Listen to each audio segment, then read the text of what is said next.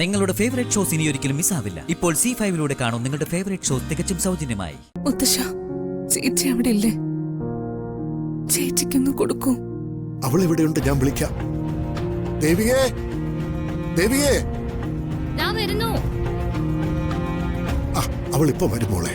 മുത്തശ്ശ, ഞാനവിടെ ഹോസ്പിറ്റലിലായിരുന്നപ്പോ ചേച്ചിയുടെ കല്യാണക്കാര്യത്തെ കുറിച്ചൊക്കെ എന്നോട് പറഞ്ഞിരുന്നു.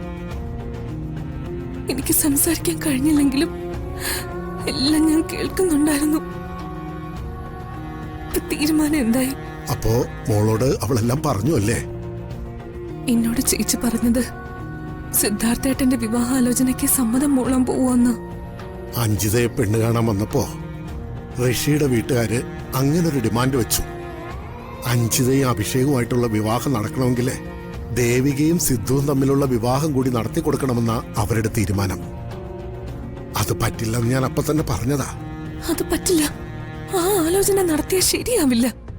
പക്ഷെ നിന്റെ ചേച്ചി അത് കേൾക്കണ്ടേ? അവൾ ആനന്ദനോട് വിവാഹത്തിൽ നിന്ന് പിന്മാറാന്ന് പറഞ്ഞു. അഞ്ജിതയുടെ ജീവിതം അവള് കാരണം തകരല്ലെന്ന് കരുതി അവൾ പൊന്നാരം തോട്ടത്തുകാരുടെ ഡിമാൻഡിന് വഴങ്ങാൻ പോവാ. അതിന് നിൽക്കരുത്, അങ്ങനെ ഒരു തീരുമാനം എടുക്കരുതെന്ന് ഞാനൊരു 100,000 വട്ടം അവൾ ഉപദേശിച്ചതാ. പക്ഷെ അവൾ അതൊന്നും ചെവിക്കൊള്ളാൻ തയ്യാറാകുന്നില്ല. ചേച്ചി എങ്ങനെയെങ്കിലും ഈ തീരുമാനത്തിൽ നിന്ന് പിന്തിരിപ്പിക്കണം. പിന്തിരിപ്പിച്ചേ തീരൂ. അതിനൊരു കാരണമുണ്ട്. മനസ്സിലായില്ല, നീ എന്താ ഉദ്ദേശിക്കുന്നേ? സിദ്ധാർത്ഥേട്ടനെ കുറിച്ച് മുത്തശ്ശനോ ചേച്ചിക്കോ അധികം ഒന്നും അറിയില്ലല്ലോ. ഇല്ല. സിദ്ധുവേട്ടൻ സാധാരണ ആളുകളെ പോലെ അല്ല മുത്തശ്ശ. പിന്നെ മാനസിക നില തെറ്റിയ ഒരാളാ സിദ്ധുവേട്ടൻ.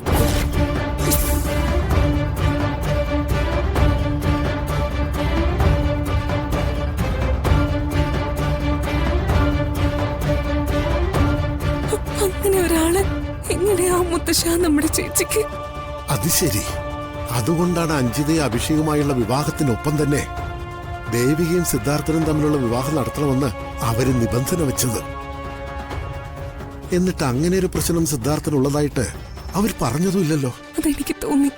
മുത്തശ്ശ, ഗോപിക വിളിക്കുന്നു.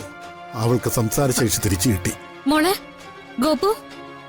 ചേച്ചി, എത്ര ദിവസമായി മോളെ ഞാൻ നിന്റെ ശബ്ദം ഒന്ന് കേട്ടിട്ട്. എന്തെങ്കിലും ഒന്നും മിണ്ടിയിരുന്നെങ്കിലും ഞാൻ എന്നും ചിന്തിക്കും. പറ മോളെ. അത് ചേച്ചി, ഞാൻ വിളിച്ചത് ചേച്ചിയോട് പ്രധാനപ്പെട്ട വേറൊരു കാര്യം പറയാൻ വേണ്ടിട്ടാ. എന്താ മോളെ, പറ. അവിടെ ആശുപത്രി വെച്ച് ചേച്ചി എന്നോട് പറഞ്ഞ കാര്യങ്ങളൊക്കെ എല്ലാം ഞാൻ കേൾക്കുന്നുണ്ടായിരുന്നു. ഞാൻ പറയുന്നത് ചേച്ചി കേൾക്കണം. സിദ്ധുവേട്ടനുമായിട്ടുള്ള വിവാഹത്തിന് ചേച്ചി സമ്മതിക്കരുത്. മോളെ, അത് ചേച്ചി, അതൊരു മുതലെടുപ്പാ. ചേച്ചി അതിന് നിന്ന് കൊടുക്കരുത്. മോളെ, നീ എന്താ ഈ പറയുന്നേ? സിദ്ധുവേട്ടനെ കുറിച്ച് ചേച്ചിക്ക് ഒന്നും അറിയില്ല. അത് ചേച്ചി അറിയണം. ഇനി എനിക്കൊന്നും അറിയാനില്ല കുട്ടി. അങ്ങനെ പറയല്ലേ ചേച്ചി. ചേച്ചി അത് അറിയണം.